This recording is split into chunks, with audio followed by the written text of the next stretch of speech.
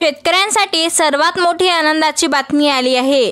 अतिवृष्टी व पूरग्रस्त बाधित शेतकऱ्यांना शासनामार्फत 1356 कोटी 30 लाख रुपयांची मदत जाहीर करण्यात आली आहे। अतिवृष्टीग्रस्त शेतकऱ्यांच्या पाठीशी संवेदनशील महायुतीचे सरकार 21,66,000 रुपये शेतकऱ्यांना 1356 कोटीचा मदतीचा आधार शेतकऱ्यांना मिळणार आहे।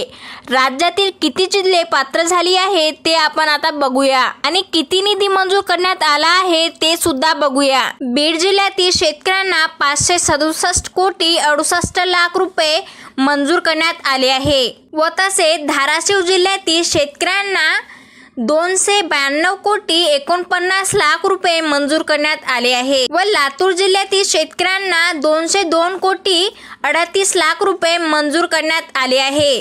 तसेच परभणी जिल्ह्यातील शेतकऱ्यांना 245 कोटी 64 लाख रुपये मंजूर करण्यात आले आहे व तसेच नांदेड जिल्ह्यातील शेतकऱ्यांना 28 कोटी 52 लाख रुपये मंजूर करण्यात आले आहे व तसेच सातारा जिल्ह्यातील शेतकऱ्यांना 6 कोटी 29 लाख रुपये मंजूर करण्यात आले आहे व तसेच कोल्हापूर जिल्ह्यातील शेतकऱ्यांसाठी 3 कोटी 18 लाख रुपये मंजूर करण्यात आली आहे।